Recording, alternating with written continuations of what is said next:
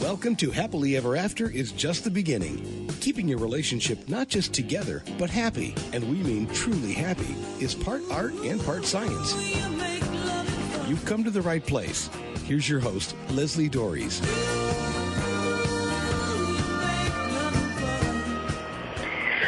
You know, men and intimacy aren't two words that are often used together in the same sentence, except maybe in frustration by many women. Men and sex, yes, but intimacy, not so much. The truth is that men are emotional beings, and they really do desire intimacy. Yes, ladies, they really do. And unfortunately for all of us, but especially for men, it's been socialized out of them. The desire for intimacy is still there, but it gets diverted into the focus on sex or unhealthy and unproductive behaviors that, at their worst, result in toxic masculinity. The good news? There's a way to change this. And to help describe how, I'm joined today by child and family therapist and founder of Unbreakable Bond, Randall Turner. Randy, thanks so much for being on the show and talking about what you and I know is a really, really, really important and timely topic. Absolutely, Leslie. Thank you for having me on today. I'm looking forward to our discussion. Well, I am too, because I had the honor to meet and get to know you at this year's National Association of Relationship and Marriage Educators Conference. Yes, people, we actually do meet and talk about this stuff. One of the biggest things that struck me in your presentation was the idea that boys have intimate relationships. So can you talk a little bit about that?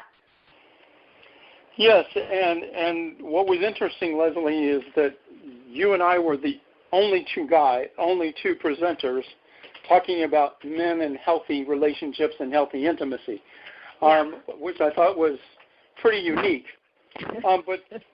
But as I shared with you, research has shown that boys are born with innate ability to have intimate relationships.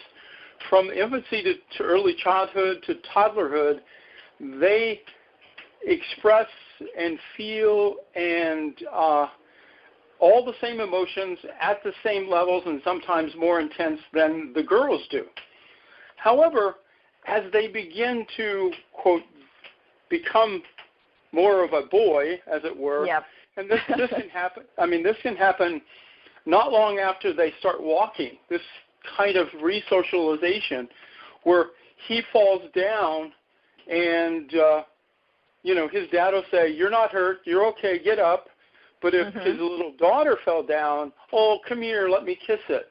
I mean, there's a very different approach to boys, and it starts very early. And so our society, we literally have created a culture that socializes intimacy out of boys as if it's not masculine. Well, and it's really interesting that you say that, because at this conference, I was talking to a woman who went to both of our presentations, and she was talking, and her son, I think, is maybe a year old, maybe 18 months old, and she told me that her mother was on her about picking up and hugging and loving on this little boy, and her mother was telling her, "Oh, we don't do that with boys. You're gonna, he doesn't do that. You're spoiling him." And I'm standing there like, "Oh my God, this is a baby, for crying out loud." See, that's the sad truth. Okay, we have what I call an intimacy ignorance in our society. And we pass that on generation to generation. Not only is it, the way we enculturate our boys, but it's become so much a part of it that it's also women and mothers have, I need to make sure he's strong and nobody bullies him and that kind of thing. But they don't know that you can do both. You can help him, but that's the biggest point when we talk about this, and you've seen this in your work, that there is a real intimacy ignorance about helping men and boys, and quite frankly women, understand that this is how they were innately made, that can be restored, but they need help learning how. Right, and I mean, and my argument has always been, and I'm not sure women are really great at this either. We may be slightly ahead, but as this mother-daughter conversation that I had is that, you know, women are like, you know, we want men to be intimate, or so we say, but then we do these things by, you know, making intimacy a big issue or with our young kids. And I mean, I've always told people that, you know, you cannot spoil your children with love. You can spoil them with all other kinds of things, but you can't spoil them with love. But if we turn away from our young boys, it is what they're being taught. They're being taught this isn't okay. And, you know, but in your conversation, you were talking about the way that younger boys interact with each other, and, you know, and it's before they get into the higher grades or whatever, where that behavior is considered sissy or considered, you know, homosexual or whatever, with these guys, you know, with these boys who are really, really close. Yeah, I mean, when you watch little boys, they hang on each other. They share the same food, the same straw. They'll share the same bed. They'll share the same clothes if their moms let them. But the thing is they don't see this as being wrong, because it's not. Right. They just innately develop a friendship and a love for this other friend, okay, and they're just being what boys are.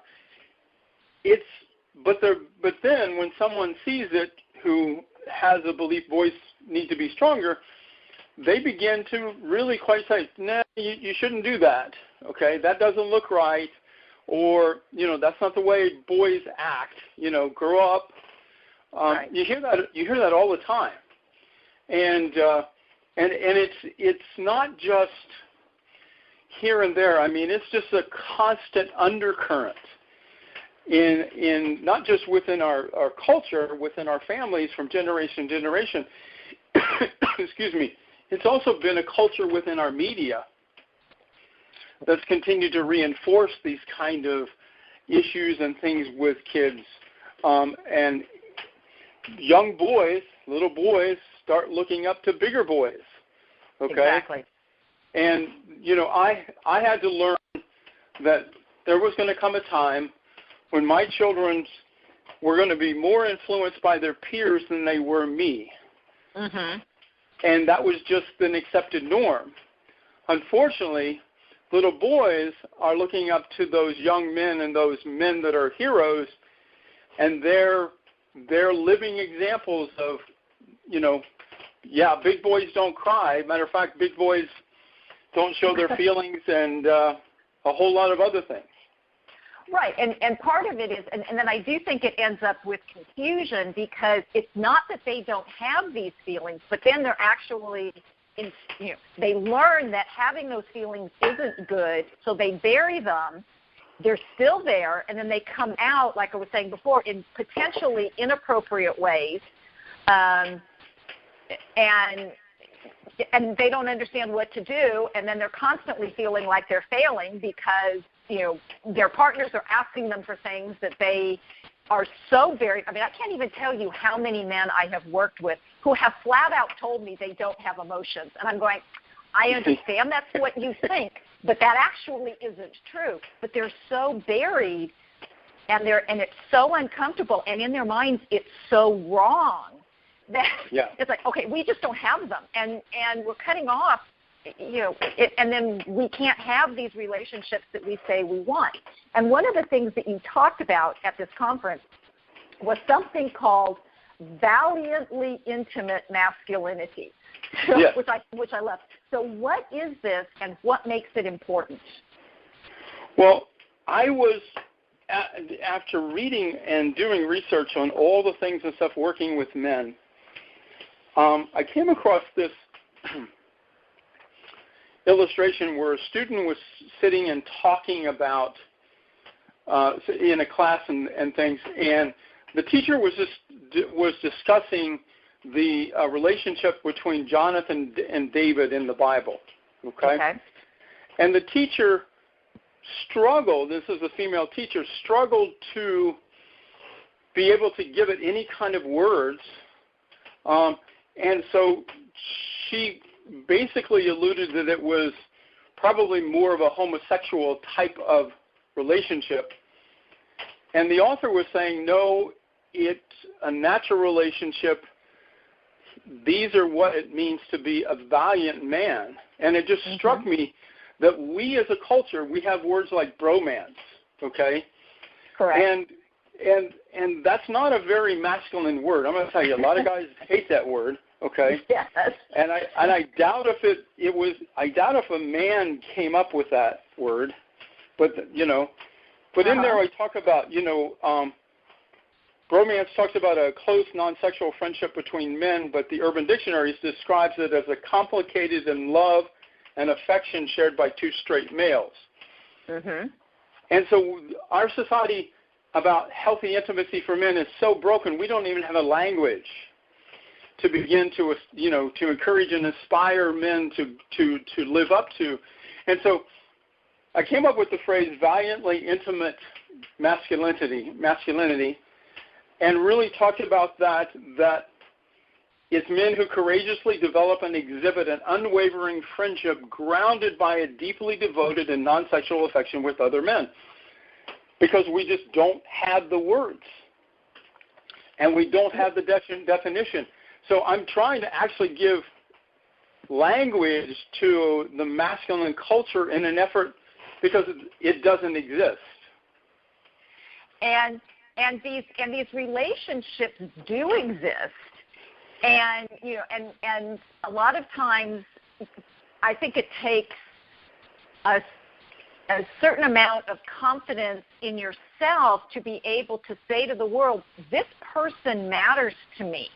And it's not, and unfortunately, a lot of men are only allowed to access that part of themselves through the women in their lives, which, one, puts a whole lot of pressure on the women in their lives, and two, really isolates men because, I think that everybody has some challenges in their relationships. I don't know anybody who gets relationships right 100% of the time. This coming from an expert who's married, it's like, I don't get it right all the time. but for men not to be able to go to another man and say, look, this is what's happening in my life. What's happening in yours? But there's this and I could only look at this from the outside because I'm not a man.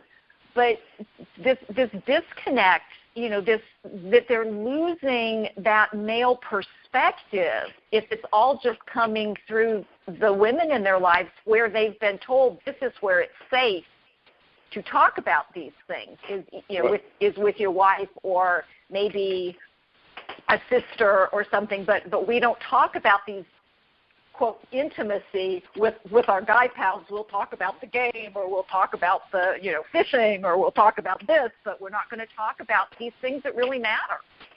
Because as you've said, intimacy has been construed to always mean or lead to sexual relationship or sexual contact or sexual intercourse.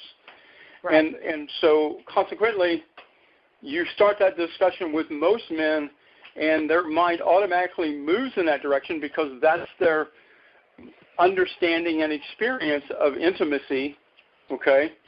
And one of the things that it's hard for women to understand, that his intimacy knowledge and understanding is very broken, but he's really based his understanding what intimacy is as a part of that sexual intercourse that he's had, where he's felt this deep connection with her physically, mentally, emotionally, and spiritually at that time of intimacy. And that's what he loves, and that's what he longs for, but he feels like that's the only way he can get it. Right. Because he doesn't know how to feel that close, get that close to her outside of the bedroom. Right, which then, of course, that sets up a whole other dynamic, which we'll talk about in a minute.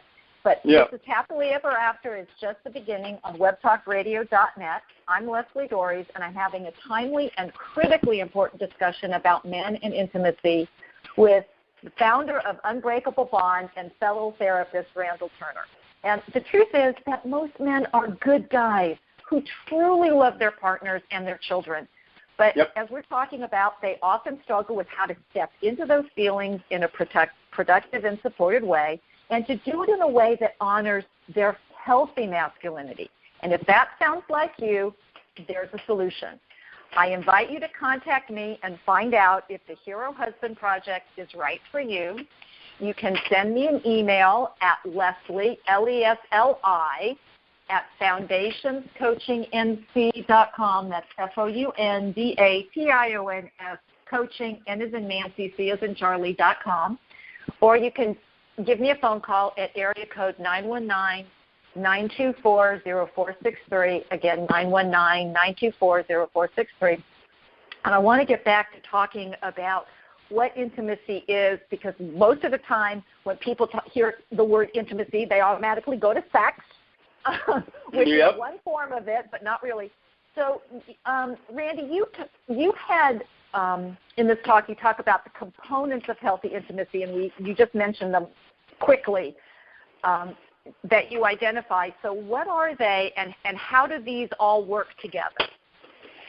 Well, in trying to give, and this is born out of years and years and years of working with men, that they need to have a concrete definition of what intimacy is, so that you really begin to understand what intimacy does. And so we really worked to bring it down that intimacy is made up of these five virtues: closeness, privacy, affection, acceptance, and openness. Okay. And we brought those to people to say, this is what intimacy is, okay? And how does that, line up with what you have understood intimacy to be? And for most people, it's like, okay, I kind of get the closeness and affection, but not really sure. And openness, when you say the word openness, transparency, guys freak out because it's like, no, I don't want to be transparent. I don't know how to be transparent. So we begin to help men to have the language and then understanding. Closeness means allowing someone to have really total access to your heart, not holding back. Privacy, really protecting and sharing between the only two of you, which builds trust. Affection, which means you're giving and taking, receiving freely without conditions. Acceptance, really loving them who they are, not who you want them to be. And openness, learning to be transparent and vulnerable. Now those are all. Just by talking about that, I'm scared to death. Now they're all. So, and here's where most people stop, except for you and I, Leslie. We said, that's what intimacy is. Now go do it. Yeah, exactly. And they go, okay. But with men, because it's been broken or I call stolen intimacy. Intimacy has been stolen from them as a culture. We now have to begin taking the next step and say, now let me show you how to do this and what this looks like. So when we get them to understand what is what is intimacy, what makes up intimacy, how do you begin to express it? So we talk about expressing intimacy in 5 different pillars. You express it emotionally, intellectually, socially, physically, non-sexual, and spiritually. And we walk with the men to understand, how do you express closeness in an emotional way, in an intellectual way, in a social way, a spiritual way, and a non-sexual physical way? So when we break this down, we literally give the men 25 whole new avenues by which they can actually wrap their mind and their heart around to begin to developing and nurturing the skills that they need to express intimacy in a way that many times they've never understood. But as you do this, you just see that light bulb go on, the aha moments that these guys begin to understand, oh, I can do this. But I have to tell you, Leslie, this was funny. One of the guys in the group, we were talking about the openness and, being transparent and vulnerable. And he was saying, if I went home tonight and became totally transparent and vulnerable to my wife, not holding anything back, we'd be divorced in a week. And I said to him, I said, first of all, let me say this. You're not ready to be open and transparent and, and that kind of not holding anything back. You're not ready for that, but she's not ready for it either. It's something that you learn, and then you learn to work together to grow it. It's not something like you flip a switch and go home and you're a miracle man. It's a part of a process that we're taking you through to grow, to have the conversation together, to talk about it, to look at the different ways that you currently are beginning and looking at how you are expressing it. But more importantly, how can you take it to that next level? How can you begin really to make it in a daily relational, just the way your life and your intimacy works? And the word intimacy no longer means let's have sex. Exactly. It means let's get closer. And this is one of the dynamics, and it's part of the reason why, I've gotten so frustrated in my own work with the way that many men are dismissed in terms of what this man said, that if he actually went home and did these things, that his wife would freak out, which, this is one of those things where I think the statement, be careful what you wish for, is true, because this is, because women are really saying, I want my guy to be open and transparent and all these things until he actually does it. And then it's like, and because then it requires women to be intimate in a different way. Yes. And yes. And I think that and again, I don't know if you're familiar with Terry Real and his relational life. Oh yes, I am. But this is part of what he's all about too, is helping couples become more relational. And it's not, and he actually says, okay, we've got the guys opening up. Now, ladies, you got to let it happen. Which right. is, and this is where I think that it's not just men who have broken intimacy. I think they're more broken. I think they're more disconnected than women are. But we do experience these things differently. I mean, I'm the parent of a son and a daughter. And I'm going to tell you that biologically they are different. Mm-hmm. Oh, yeah. And the idea that the female way of doing it is the correct way. It's like, we've got to figure out how to get this into a balance. And part of it is, and I think the first step, it's what you and I are working on, is to invite men into the process to start with, because they don't, and they really are ignorant in the true meaning of the word, because they haven't been taught how to do this. And so you're talking about this being a process, and I love the 25 options, because there are going to be some that men, that an individual man is going to be better at. And I would say those 25 need to apply to women as well. That, and then that gives us the language. And I love the fact that you're talking about the language, because if we don't have the words for it, then how do we get that across? And the idea that you had to create this language, which I love, is here's a way to do it, and here's a way that it's going to look different between any two people because of what feels more natural, what's an easier thing to do. I love people who, I once had a client who came in and she comes in, she goes, I had an epiphany. And I said, what was it? And she goes, relationships aren't natural. And I burst out laughing because it's like, well, yeah. They're so complicated, they're so nuanced, they're so layered that we don't think there's anything to know, which is why it's like, yes, we do have this annual conference right. where we have these people who, there are people who actually study relationships. And, we know what it is, but because falling in love, quote unquote, is natural and easy, it's like, okay, then after we're out of that hormonally charged period of time, then what? And this is when, the whole comment of intimacy comes in. So now I'm going to ask you like the $64 million question, like asking for an explanation of how the universe works in 3 sentences or less, is how do we turn this around? How do we get people to know about this, and how do we make it more acceptable for men to claim this natural intimacy that all human beings are born with? Well, I think that, we talk about human beings don't change until they hurt enough they have to, they've learned enough that they want to, and they've grown enough that they're able to. Mm-hmm. Well, we've got a host of families and men and stuff hurting. That we've got down.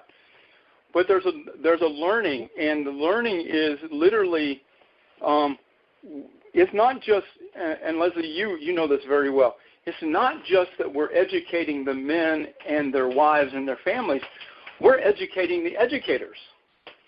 Because, quite frankly, the things and stuff that you and I are doing, many are not. They are brushing across these topics as if men already understand it. Yes. But they don't, okay? But the men don't have, because they don't understand it, they're not asking any deeper questions because they're kind of coming away saying, well, maybe there aren't any deeper questions. And they don't feel free to show their vulnerability because I don't want her to know that I don't know what I'm doing, even though she already knows it. And no one there needs to be a safe environment, a safe facilitator, or a safe coach, or whoever, and things that begins to say, I've been there too. I know what this is like. And so there's a real need to educate men and boys and educators to say there's this huge, vast well of learning to grow healthy intimacy that we can guide and teach men. Let's begin doing this. Yeah, and so part of this, because and this goes back, and I know that Brené Brown is, in her vulnerability things, and, I said for a long time before I even knew Brené Brown existed that vulnerability is not weakness. You cannot be vulnerable if you are weak. It's just not possible. Right. But it's about breaking through, I don't know if we want to call them stereotypes. I don't know whether we just want to call them enculturation.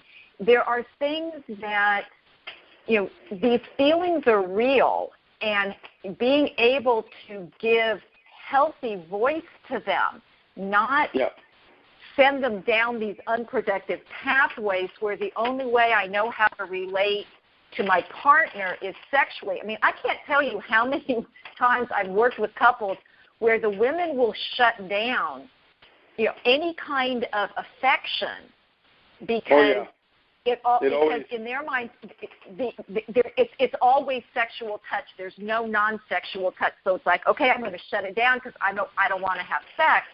But that's the way that men can access their feelings of intimacy.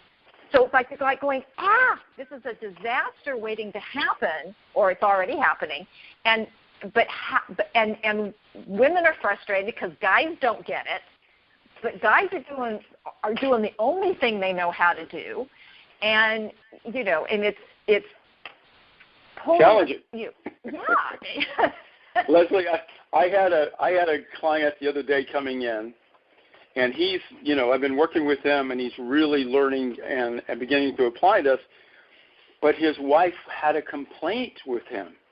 Mm-hmm. She says, "Aren't I attractive to you?" And he goes, "Yeah, you're so beautiful." He said, "But," she said, "you don't come after me for sex like you used to." Oh, dear. Oh, gosh. And he goes, like, "Aren't you," and again, "aren't you attracted to me?" So her whole paradigm was just turned around. It's like, wait a minute, I'm used to, and so again, we bring these unhealthy things into our family. We create a family culture that has these expectations that aren't healthy expectations, and when they're gone, when they're not there, we're kind of like, is this okay? And for her, it was like, her worry was, is there someone else again, right. or are you doing something else, pornography or something like this? And he was like, no, I'm just, and he talks about ways that they've been working on this. And so I said, we need to bring her in and engage her in this conversation because, again, this was an experience, and she had already been married and divorced once before. This was her experience, that there was an expectation that there was going to be this sexual, advances and stuff, and when it goes away, then something's wrong. Right. And so that's part of the education we have to have is like, well, when you are learning how to give and receive healthy intimacy in an abundant amount of ways, then you don't have that, like you said, that pulling away, because you know that intimacy does not have to lead to sex. Right. And that when that becomes like the new norm, couples can thrive. Well, exactly, and that's really what this whole process is about, is to help couples thrive, which means families will thrive, which means we are going to have a healthier society, and it's really okay because right now we're so disconnected. We're so many of us are isolated. Men especially, they don't know what to do with this, and it's literally killing men, and which I find unacceptable. And we have to be willing to invite them. So we could talk about this for much longer, and we're probably going to be talking about this again because I think we need to get more than just a few of us out there working with men because they're an important part. I mean, they're half of our population, and they're an important part of it, and we need to reawaken this in them so that they can have the lives that they want to have. So can you tell people where they can find out more about, Valiant, intimate masculinity and the Unbroken Bond and everything else that you do? Yeah, thank you for asking. Unbreakable Bond is a organization that I started a few years ago because that was really the goal, was to help men and women to develop an unbreakable bond, forging intimate relationships that last. And trying to use this in a language that was both appealing to men and women. Mm-hmm. And we created a program within there called Rescuing the Rogue. And I use the term rogue because when you think of rogue like a rogue wave or a rogue elephant, it's all of this power out of control. And that's the way men have wielded intimacy. It's always been sexual. It's always been, part of a unhealthy masculine culture, but they've wielded it very horribly, okay? But when you really understand the depths of what true intimacy is, it is tremendously powerful, but they need to be rescued from their old ways to new ways of understanding and expressing intimacy. And so we created Rescuing the Rogue, which is a program that's designed to be used in a 10-week small group. It can be used in, break it out into workshop formats. We're going to actually, part of my contact at our conference, we're actually going to be working with one of the military bases to break it out into 4 90-minute workshops for their men. Mm-hmm. So I'm really excited about that. It can also be done as a retreat. This last year I did a men's retreat using Rogue as the primary materials and stuff. And it's also can be used as a coaching manual.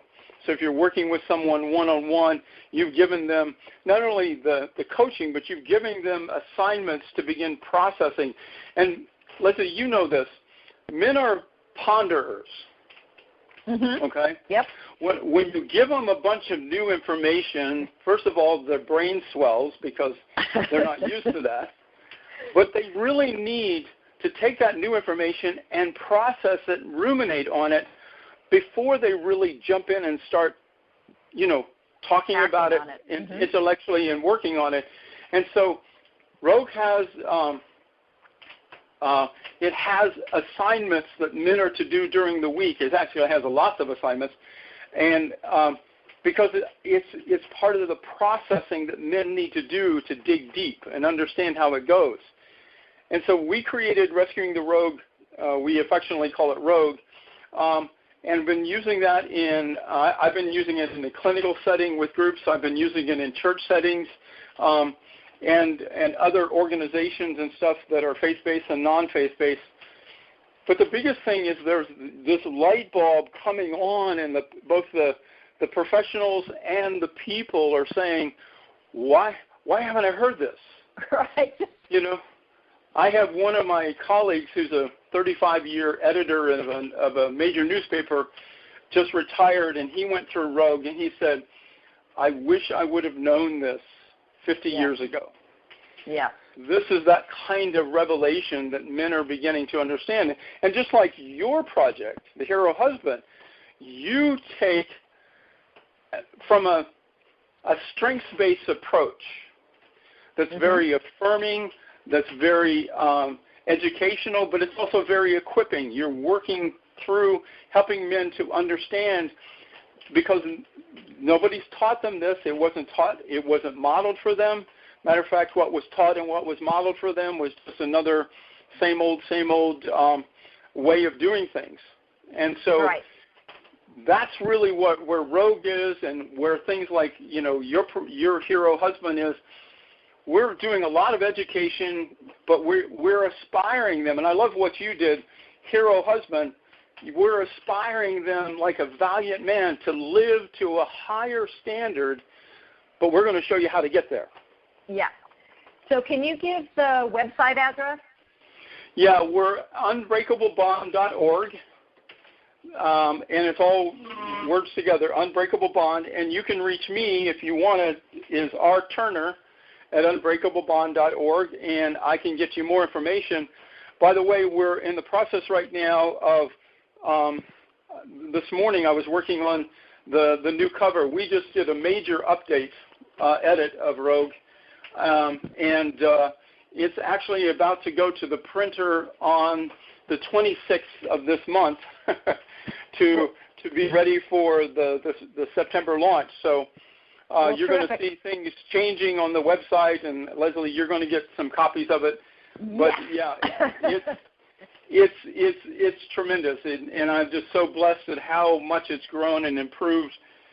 We've been testing this for 3 years now, and it's really doing well.